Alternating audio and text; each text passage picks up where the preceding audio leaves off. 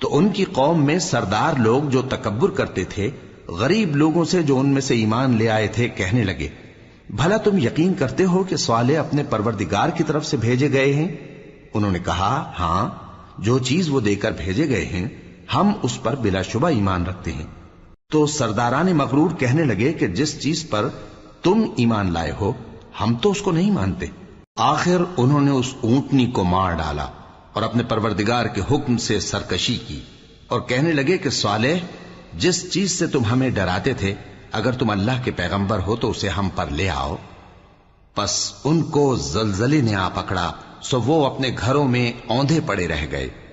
پھر صالح ان سے نا امید ہو کر پھرے اور کہا کہ میری قوم، میں نے تم کو اللہ کا پیغام پہنچا دیا اور تمہاری خیر خواہی کی، مگر تم ایسے ہو کہ خیر خواہوں کو دوست ہی نہیں رکھتے۔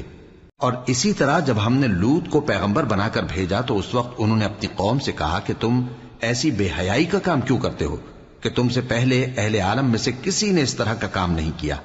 یعنی خواہش نفسانی پورا کرنے کے لیے عورتوں کو چھوڑ کر مردوں کے پاس آتے ہو۔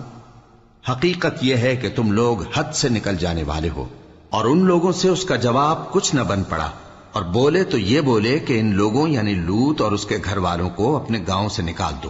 کہ یہ لوگ پاک بننا چاہتے ہیں۔ تو ہم نے ان کو اور ان کے گھر والوں کو بچا لیا، مگر ان کی بیوی نہ بچی کہ وہ پیچھے رہنے والوں میں ہو گئی،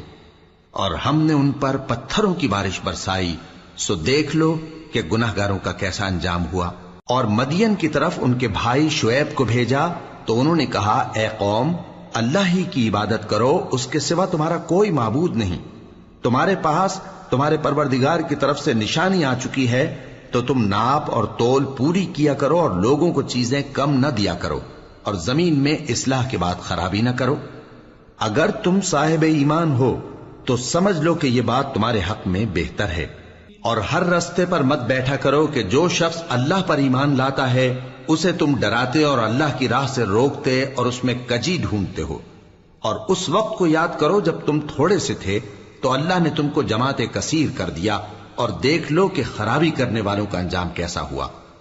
اور اگر تم میں سے ایک جماعت میری رسالت پر ایمان لے آئی ہے اور ایک جماعت ایمان نہیں لائی تو صبر کیے رہو